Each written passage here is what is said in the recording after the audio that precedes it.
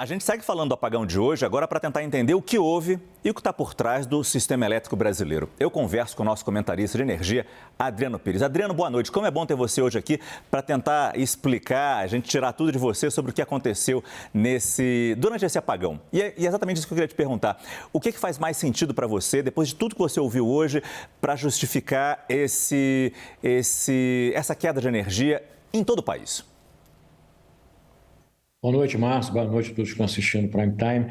Márcio, primeiro a gente tem que esperar, eu acho, o relatório do ONS definitivo, né, para ele realmente apontar qual é a razão que provocou esse apagão no Brasil durante o dia de hoje.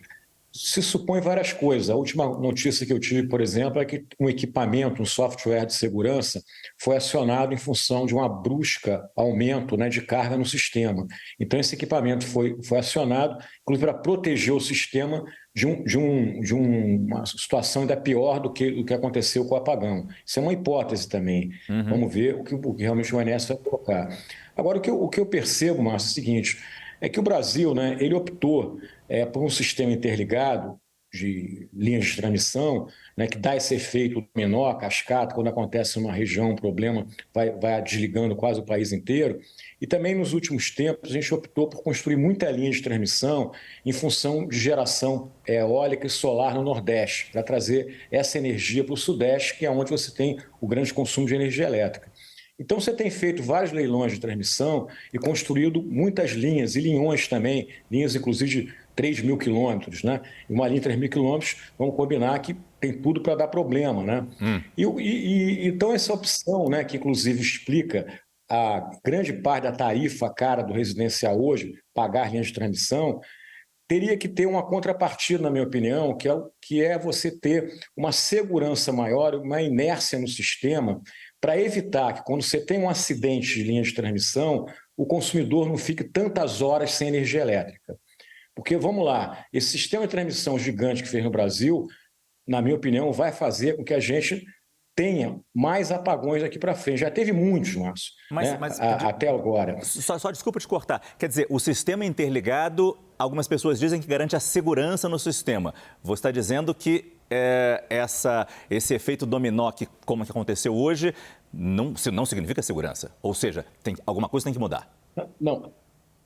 Não, eu acho assim, o sistema interligado, ele dá segurança. Eu estou dizendo o seguinte, para você ter um sistema interligado, você precisa ter redundância no sistema para que esse sistema interligado não passe a ser um problema. Porque eu acho que planejamos grandes linhas de transmissão. Então, essas linhas de transmissão podem dar mais acidentes daqui para frente, já deram para trás. Por exemplo, a gente está vivendo no mundo inteiro grandes mudanças climáticas. Então, você tem, por exemplo, incêndios, furacões, tempestades, raias que afetam linhas de transmissão no mundo inteiro. E no Brasil isso pode acontecer também, porque a linha de transmissão ela é uma linha aérea, ela não é uma linha subterrânea. Então, o que eu digo é o seguinte, o que a gente deveria aprender com o evento de hoje e outros eventos no passado é que precisa ter mais segurança e mais inércia no sistema. Quero dizer com isso o seguinte, tem um acidente, se eu tivesse mais térmicas a gás natural e nucleares, por exemplo, você ficaria com menos tempo apagado.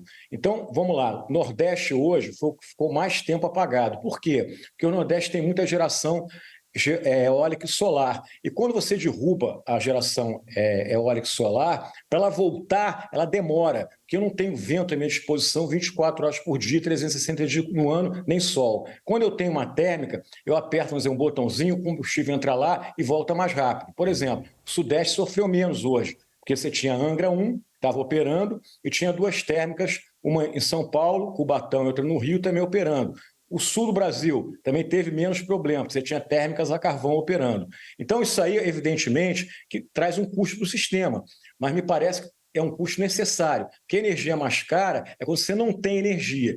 Então, a gente tem que casar essas coisas. Optamos por linha de transmissão, eu acho, Adriano, que não deveríamos ter feito essa opção tão forte por grandes linhas de transmissão. Eu acho que você poderia ter feito linhas de transmissão menores para essa eólica solar atender mais Nordeste, ao invés de trazer essa energia para o Sudeste. Sudeste, por exemplo, Entendi. São Paulo tem muita biomassa.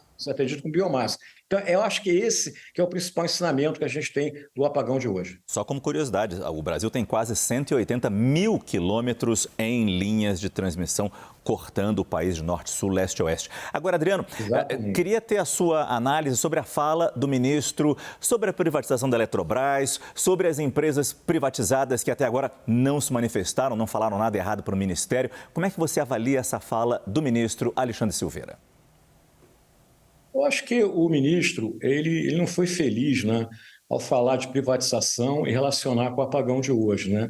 Como a gente já falou aqui, você teve inúmeros apagões no passado, né? E naquele momento a Eletrobras era uma empresa estatal, e não foi isso que evitou o apagão, né? Eu acho que o governo ele tem que fortalecer são os órgãos reguladores e fiscalizadores, a ANEEL, o próprio Ministério, o ONS, para que fiscalize as empresas que dão esse serviço de transmissão, de geração ou de distribuição. Eu acho que o papel é esse. Eu acho que a empresa privada ela investe muito mais. A própria Eletrobras já está investindo 3 vezes mais do que ela investia quando ela era estatal. Então, eu não vejo nenhuma correlação entre privatização e o apagão. Ao contrário, eu acho que se você tiver órgãos fortes no Brasil, você pode até reduzir os apagões desde que as empresas sejam bem fiscalizadas, né? Eu acho que, então, o ministro, ele aproveitou o evento para defender uma tese que o governo vem colocando desde a época da eleição, que é a questão da reestatização da Eletrobras.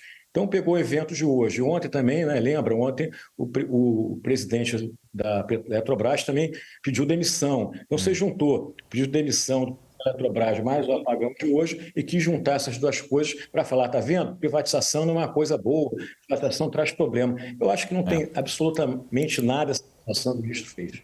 É um caldo que alimenta a narrativa dos dois lados, né? Adriano Pires, comentarista da CNN de Energia. Muito obrigado pela sua participação no nosso CNN Prime Time. Adriano, boa noite. Boa noite, Márcio. É sempre um prazer falar com você. Foi um prazer.